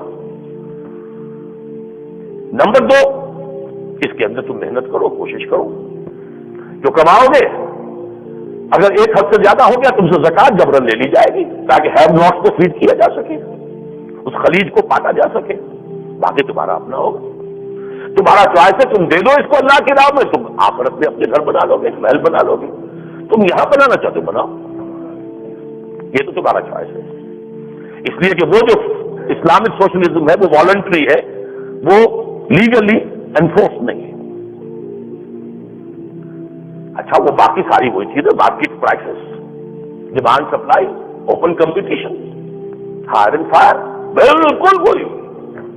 لہذا کیپٹلزم کی جیت کے جتنے بھی عوامل ہیں وہ سب اسلام کے جو قانونی نظام معیشت ہے اس میں موجود. بس ایک کام کیا ہے, اس کو ماسٹر اسٹروک کہیں گے. واقعہ یہ اللہ کر سکتا, کوئی اور نہیں کر سکتا. سود حرام ہے, جوا حرام ہے, منشیات اور فحاشی کے ذریعے سے پیسہ کمانا حرام. بس یہ حرام, یہ ہے لیگل لیول. اس کے اندر اندر کرو کام, محنت کرو, اچھے سے اچھا کمپٹیشن کرو, مقابلہ کرو, آگے بڑھو, جو کماؤ گے وہ تمہارا ہوگا, زکات دے دیں گے باقی تمہارا. لیکن سود نہیں, جوا نہیں, منشیات نہیں, اور فحاشی نہیں, اس کا ذریعہ نہ بناؤ. 4 کونے ہیں, بس یہ سمجھیے حدود ہے. دل کا حدود اللہ ہے فلا تقربوہا, ان حدود کے قریب نہ آنا. اس کے اندر اندر پورا کیپٹلزم اسلام میں موجود ہے, پورا کیپٹلزم. اب یہ سمجھیے جس کو میں نے ماسٹر اسٹروک کہا ہے, دیکھیے پروڈکشن ہو, تجارت ہو, کاروبار ہو, 3 فیکٹر اس میں ہوتے ہیں. کچھ نہ کچھ سرمایہ چاہیے, محنت چاہیے, اور پھر ایک ایلیمنٹ چانس کا بھی ہوتا ہے. وہی محنت وہی سرمایہ ایک وقت میں زیادہ نفع دے گئی ہے, وہی محنت وہی سرمایہ کی ضرورت کم دیتی ہے. وقت کی بات ہے. اسلام نے کیا کیا؟ محض چانس پر کمانا حرام مطلق, یہ ہے جوا. جوا ہے, لاٹری ہے, چانس, جو ہمارے ہاں یوں سمجھیے سود کی طریقے سے تانا بانا ہو گیا, انعامی اسکیمیں ہیں, اور یہ سب کیا جوا ہے. اسی لیے اس کو بریکٹ کیا گیا شراب کے ساتھ. جیسے محنت سے جی چرانے والا شراب پی کر جو مست ہونا چاہتا ہے, میں کدے کی راہ سے ہو کر گزر گیا ورنہ سفر حیات کا بے حد طویل تھا, خود فراموشی. وہی جوا ہے, چانس پر داؤ لگاؤ, محنت نہیں, محنت سے.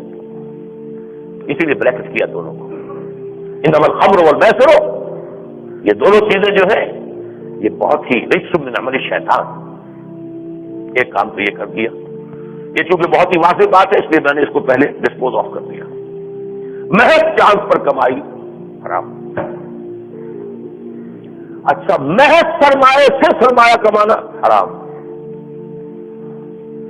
اس سرمایہ کی اب داستان میں آپ کو کیا بتاؤں, اس وقت وقت نہیں ہے.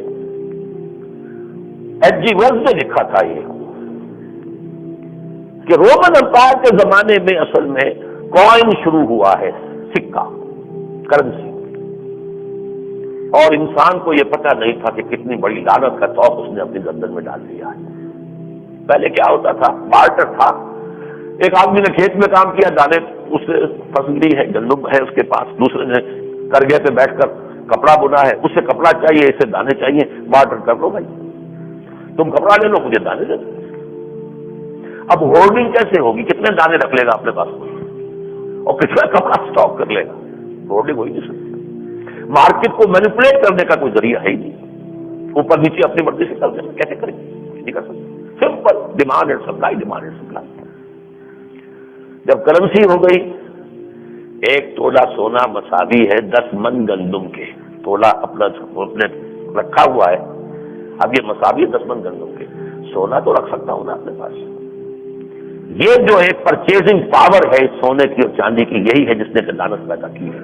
اب آپ ہولڈنگ کر سکتے ہیں, سونے کی اتنی مقدار آپ کے پاس جمع ہے, آپ جب چاہے مارکیٹ کے اندر اوپر تلپٹ کر دیں مارکیٹ. گویا کہ مجرد کرنسی ایجیویل کا لعنت تھی, لعنت کا توق تھا. اس پر وہ پیپر کرنسی کا دور آیا, یہ ہے یہودیوں کا ماسٹر پیس. اس نے تو قیامت ڈالی, اور اب تو الیکٹرانک کرنسی ہے, پیپر بھی گیا. اب یہ طاقت جس کو ہاتھ میں آ جائے وہ اس طاقت کو لے کر پھر صرف سرمایہ کاری نہیں ہوتی, سرمایہ داری ہو جاتی ہے. اب اس میں سمجھ یہ دیکھیے اپنا سرمایہ اپنی محنت آپ انڈیویجولی کریں گے جائز، اور کچھ لوگ مل کر سرمایہ بھی جمع کر لیں محنت بھی کر لیں، اس کا نام شراکت ہے، جائز کرو گا۔ لیکن میں آپ کو سرمایہ دیتا ہوں، مجھے آپ کے نفع اور نقصان سے کوئی غرض نہیں، مجھے تو 10%، 20%، 15% نفع ہی نفع دینا ہے، یہ حرام مطلق، اس سے زیادہ حرام کوئی شے نہیں اسلام میں۔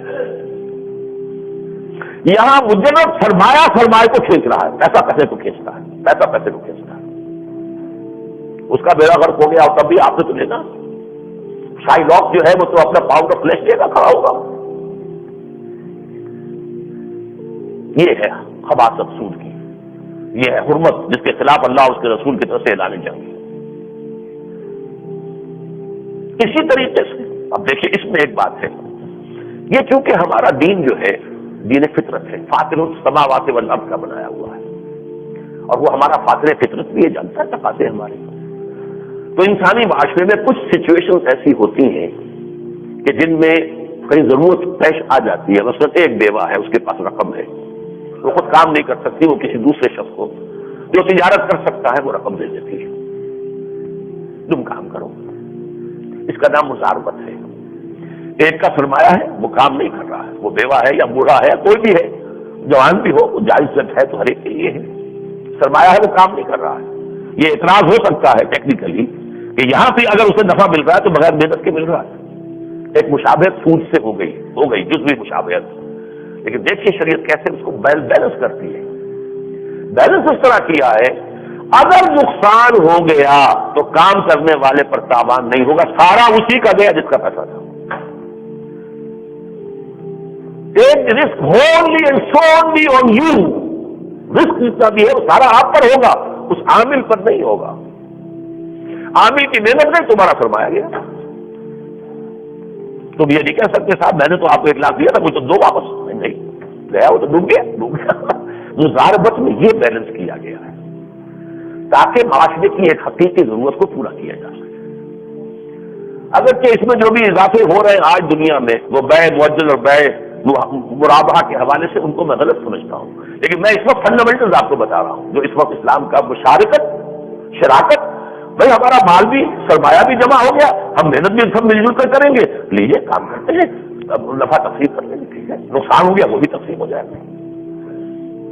اور مزاربت یہ ہے کہ ایک کا پیسہ اور ایک کی محنت، لیکن رسک سارا کا سارا نقصان کا پیسے والے کا ہے، البتہ نفع ہو جائے تو کچھ حصہ لے سکتا ہے۔ کیونکہ یہ ڈاکٹر مبشر حسن صاحب نے بھی اس پر بہت زور دیا ہے۔ He said he did not see any difference between a person earning interest on his money he possessed or receiving rent from a house or a shop, getting dividend from his investment, extorting rent from land as a sharecropper or from a contractor, because cash, building, shares, land are all interchangeable. یہ بات جو انہوں نے کہی ہے ایک اعتبار سے صحیح ہے، خالص فطری اعتبار سے یہ سب کیپٹل ہے، مکان بھی کیپٹل ہے، دکان بھی کیپٹل ہے، کھیت بھی کیپٹل ہے اور کیش بھی کیپٹل ہے، ٹھیک ہے، لیکن کیپٹل میں زمین و آسمان کا فرق ہے۔ اب دیکھیے میں اصول جو آپ کو بتا رہا ہوں، شراکت زمین میں بھی ہو سکتی ہے، بھائی ہم سب جو ہے مل کر ایک جو ہے ہم جوائنٹ فارمنگ کرتے ہیں، کلیکٹو فارمنگ کرتے ہیں، سب زمین ہم مشترک کر لیتے ہیں، اس میں جتنے جس کے حصے اتنا حصہ بن گیا، اور آپ کا ٹریکٹر بھی رکھ رہے ہیں، یہ بھی کر رہے ہیں، وہ سارا خرچہ اور جو بھی اس کے اندر پیداوار ہوگی وہ بھی تقسیم ہو جائے گی۔ شراکت زمین میں بھی جائز، شراکت تجارت میں بھی جائز، لیکن زمین میں مزاربت کا پیرلل نہیں ہو سکتا۔ مزاربت تو یہ ہے کہ اگر نقصان ہوا تو پورا جائے گا پیسے والے پر، مزارعت جس کو کہتے ہیں وہ یہ ہے کہ جس کی زمین ہے وہ تو زمین تو جو کہ تو قائم ہے، ساری قیامت تو آئی ہے اس کے ساتھ کے اوپر جس نے محنت کی، اولے پڑ گئے، سیلاب آ گیا تو کیا گیا، اس کی زمین تو وہی ہے، اگلے سال پھر فصل دے دے گی، اس کا تو کوئی نقصان نہیں ہوا۔ تو چونکہ مزاربت جو ہے ایگزیکٹلی مزارعت پہ نہیں آتی، اس لیے مزارعت حرام ہے امام ابو حنیفہ کے نزدیک اور امام مالک کے نزدیک۔ یہ ہمارے ہاں جب دور ملوکیت آیا ہے تو اس کے جواب کا فتویٰ آیا، اس سے پہلے نہیں تھا۔ مزارعت کو مزاربت پر نہیں ہم قیاس نہیں کر سکتے۔ زمیندار کا سرمایہ زمین ہے نا، اس کا بگڑتا کچھ نہیں، مارا گیا وہ کسان، یہ جائز نہیں۔ اسی لیے اقبال نے کہا تھا، اقبال بہت رمز شناس تھا، بڑے بڑے ہمارے علماء نہیں سمجھے اس مزارعت کے مسئلے کو، مولانا مودودی نہیں سمجھے، وہ جواب کا فتویٰ دے گئے۔ یہ شخص وہ تھا کہ جس نے پہلی کتاب لکھی تھی الاقتصاد فی الاسلام، پہلی کتاب جو تھی علامہ اقبال کی، اقتصادیات کا انہوں نے ایک سبجیکٹ کی حیثیت سے مطالعہ کیا تھا جو میں نے نہیں کیا، لیکن میں ان کی باتوں کی قدر کر سکتا ہوں، اس لیے کہ مجھے قرآن کی روشنی میں نظر آ رہی ہیں وہ باتیں کہ ٹھیک ہے۔ خدا ملت را سروری داد کہ تقدیرش بدست خیش بن وشت، اللہ تعالیٰ اس قوم کو سروری اور عزت دیتا ہے دنیا میں جو اپنی تقدیر اپنے ہاتھ سے لکھتی ہے۔ حدیث میں بھی آیا ہے کہ بہترین روزی وہ ہے جو عمل ید سے ہوتی، ہاتھ سے۔ دماغ کو بیچنا، پروفیشنل اسکل کو بیچنا، یہ اتنی پاک صاف روزی نہیں ہے جتنی کہ محنت وہ شخص کر رہا ہو ہاتھ سے، عمل ید۔ بہرحال خدا ملت را سروری داد کہ تقدیرش بدست خیش نشوست، اپنے ہاتھ سے وہ تقدیر لکھتی ہے۔ وہاں قوم سروکار ندارت کہ دہقانش برائے دیگرا کشت، اس قوم سے تو اللہ کو سروکاری نہیں ہے جس کا کاشتکار کسی اور کے لیے کاشت کر رہا ہے، زمین اس کی ہے، کاشت میں کر رہا ہوں، آدھی میری فصل وہ لے جائے گا اور بھی نہ معلوم کیا کیا اس سے مفادات وہ اٹھائے گا، حرام ہے۔ ہماری اس وقت کی فقہ بھی جائز ہے، لیکن میں نے پہلے بھی کہا تھا بینکنگ میں بھی کچھ نہ کچھ چیزیں آ جائیں گی سود کی، کیونکہ موجودہ فقہ بیع مؤجل بیع مرابحہ کو صحیح تسلیم مان کر اس کے حوالے سے کوئی چھوٹ ہے، لیکن یہ کہ بہت بڑا حصہ جو ہے سود کا ختم ہو جائے گا انشاءاللہ۔ اچھا اب اس میں سوچئے جو ڈاکٹر مبشر صاحب کی بات میں نے آپ کو بتائی تھی کہ اگر ایسنشلی اسپیکنگ ان کی بات ٹھیک ہے، یہ بھی سرمایہ وہ بھی سرمایہ، لیکن ایک دیکھیے آپ نے 20 لاکھ کا مکان کسی شخص کو دیا کرائے پر، وہ اس میں کیا کرے گا؟ ایک مہینہ رہے گا نا، 10,000 روپے کرایہ آپ نے لے لیا، لیکن اگر آپ نے وہ 20 لاکھ نقد کسی کو دے دیا، وہ یہ بھی ہو سکتا ہے اس سے 30 لاکھ بنا لے، یہ بھی ہو سکتا ہے 10 لاکھ رہ جائے اس کا۔ زمین و آسمان کا فرق ہے کہ نہیں؟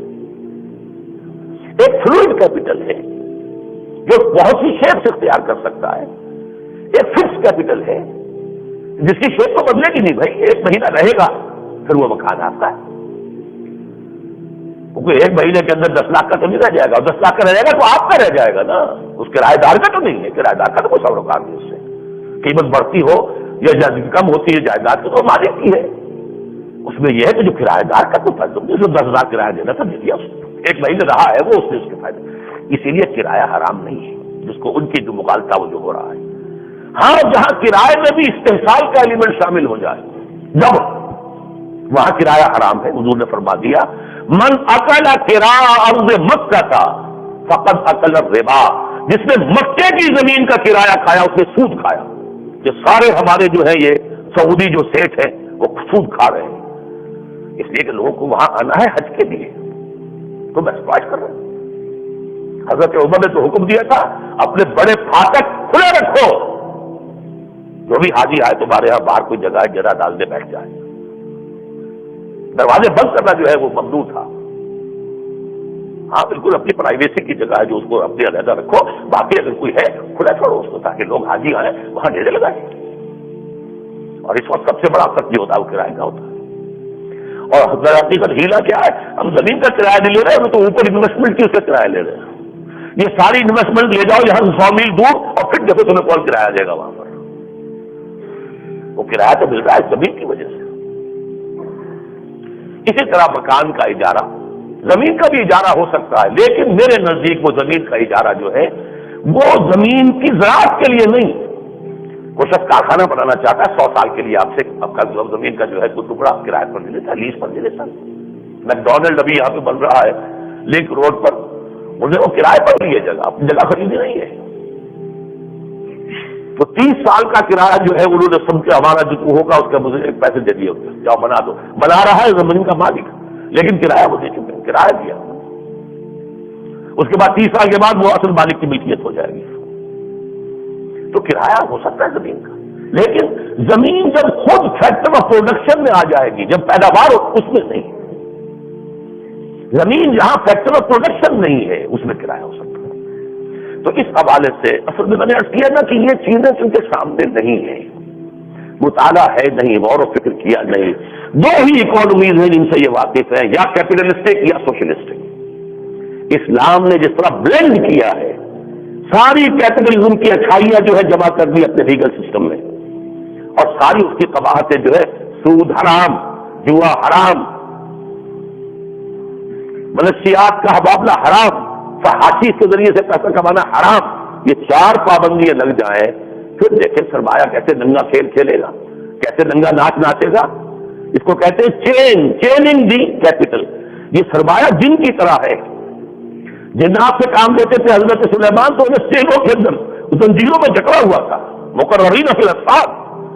وہ جو ہے ان کو جب تک سرمایہ جن ہے، اگر یہ بوتل سے نکل کر پھیل گیا پورے معاشرے پر آکاش بیل بن کر تو اس سے بڑی لعنت کوئی نہیں، لیکن اسے چینج کر دو، اسے بیڑی ڈال دو اس کے پاؤں میں، محض سرمایہ کو نہیں کمائے گا. اس کی جو ننگی صورت ہے سود حرام. ہاں مضاربت میں پھر رسک سارا پیسے والے کے اوپر جائے گا، تب اس کو اجازت ہے. ایک معاشی ضرورت جو ہے تبادلی ضرورت پوری ہوتی ہے. بہرحال یہ جان لیجئے کہ آج عالم انسانیت اس نظام کے لیے چشم برا ہے. یہ حل ہے، ان کو نہیں سوچ سکتا، وہ آسمانی ہدایت سے اپنی نگاہیں موڑ چکے ہیں، ان کا اعتماد ہی نہیں ہے. ہمارے پاس وہ آسمانی ہدایت ہے. ہم نے ملک بنایا تھا کہ ہم اسے عہد حاضر کی ایک مثالی اسلامی ریاست بنا کر دکھائیں گے، اسلام کے اصول حریت و اخوت و مساوات کا ایک نمونہ بنا دیں گے. اس کو تو ہم بنا دیں گے ایک روشنی کا مینار. لیکن اب 54 برس ہو گئے، اس 27ویں آیت چاہتی ہے 54 برس جو ہے قمری حساب سے پورے ہو جائیں گے پاکستان کو. لیکن یہ کیا اگر یہ قدم اٹھا ہے، اللہ کرے کہ اس کی امپلیمنٹیشن ہو. بہرحال اصل ضرورت ہے کہ فوری اقدامات فوراً شروع کیے جائیں. کبھی بیشی ہوتی رہے گی، ہوتا ہے اس معاملے میں. نظام کو بدلنے میں میں نے جیسے کہا تھا کچھ نہ کچھ ڈسرپشن آئے گی، کچھ نہ کچھ دقتیں آئیں گی، لیکن ایک عزم کے ساتھ، جس کے لیے میں نے خاص طور پر نوائے وقت کے اداریے کا تذکرہ کیا ہے کہ بہت اچھی بات کہی ہے انہوں نے آج. ایسے ایک اچھی خبر بھی ایک صاحب نے مجھے ابھی گاڑی میں آتے ہوئے میرے چھوٹے بھائی نے بتائی ہے کہ ان کے بڑے بھائی وہ بھی میرے چھوٹے بھائی ہیں، انہوں نے بتایا ہے کہ کل کہیں ٹی وی پر پرویز مشرف صاحب کی طرف سے بات آئی ہے کہ پاکستان افغانستان ایران کے درمیان کوئی مفاہمت اور کوئی بلاک بننے کی بات ہونی چاہیے. اگر یہ صحیح ہے تو تیری آواز مکے اور مدینے کم سے کم اس سوچ میں سیاسی اعتبار سے ان کی سوچ صحیح روپ پر ہے. اور یہ گئے بھی تھے ایران، اور انہوں نے جو باتیں وہاں کہیں، جو باتیں انہوں نے بتائی بہت اچھی ہیں کہ میں نے ایرانیوں سے یہ کہا کہ افغانستان کے 90% رقبہ ہے طالبان کے پاس، آپ کیسے برابر کر رہے ہیں ان کو؟ وہ 10% کے اوپر بیٹھے ہوئے صرف. ہاں طالبان سے بھی میں یہ کہتا ہوں کہ ان سے گفتگو شدید تو کرے گا، ٹھیک ہے بات صحیح ہے، 10% صحیح ہے. تو میں نے چاہا کہ یہ اچھی خبر بھی میں آپ کو دے دوں. بہرحال جیسا کہ میں نے کہا جہاں تک سود کا مسئلہ ہے، بہت سی اسکیمیں موجود ہیں، ان میں سے کسی ایک سے بھی کام شروع کر دیں، اللہ کا نام لے تاکہ آغاز تو ہو. لیکن اگر جو خبر آئی ہے کہ موجودہ کسی ذمہ دار نے کہا ہے کہ یہ، اور چونکہ موجودہ حکومت کے سارے جو بھی مالیات کے مشیر ہیں اور وزیر ہیں وہ تو سب کے سب وہ نیو ورلڈ آرڈر کے غلام اور انہی کے کارندے اور انہی کے زیر تربیت رہے ہوئے لوگ، انہی سے انہوں نے علم سیکھا ہے، ان سے انہوں نے تفقہ حاصل کیا ہے، تو اس سے اندیشہ ہوتا ہے. لیکن یہ کہ اگر یہ تاریخی ہتھکنڈے ہوئے، تاخیری ہتھکنڈے ہوئے، تو پھر قوم کو جو ہے بیدار رہنا پڑے گا، وہ جاگتی رہے کہ اب یہ کام جو ہو گیا ہے اس میں کسی بھی حوالے سے کوئی جو ہے وہ پسپائی جو ہے اب نہ آنے پائے. تھوڑی سی بات میں کہوں گا دستوری مسائل پر بھی جو بات کی ہے ڈاکٹر مبشر صاحب نے اپنے اس بیان میں، یہ بھی ان کی میں کم فہمی یا کچ فہمی تو نہیں کہہ سکتا، لیکن یہ کہ مطالعے کا میں سمجھتا ہوں کہ کمی کا معاملہ ہے. دیکھیے ایک عام جمہوری ریاست میں حاکمیت عوام کی ہوتی ہے، اسلامی ریاست میں حاکمیت اللہ کی ہے. زمین و آسمان کا فرق ہو گیا. آپ جو بات کہہ رہے ہیں وہ تو جمہوری موجودہ جمہوریت کی پارلیمنٹ کی بالادستی، ہاں پارلیمنٹ کی بالادستی ہو سکتی ہے اگر آپ یہ طے کر دیں کہ پارلیمنٹ کا رکن وہی ہوگا کہ جو دین کا کم سے کم اتنا علم حاصل کر چکا ہو، پھر ٹھیک ہے، پھر وہ فیصلہ کر دے جو انٹرپریٹیشن کرے۔ علامہ اقبال نے صحیح کہا تھا کہ اجتہاد جو ہے وہ پارلیمنٹ کے ذریعے سے ہوگا، صحیح ہے، میں 100% صحیح سمجھتا ہوں، لیکن یہ کہ اجتہاد کون سا اجتہاد نافذ ہوگا، قانون کی شکل اختیار کرے گا، وہ فیصلہ کرے گی پارلیمنٹ۔ لیکن آیا کوئی اجتہاد واقعتاً صحیح اجتہاد بھی ہے کہ نہیں، یہ اجتہاد ہے یا زندقہ ہے، یا اللہ اور اس کے رسول کے احکام کے مطابقت میں ہے یا مخالفت میں ہے، اس کا فیصلہ کون کرے گا؟ یہ ان پڑھ لوگ کریں گے۔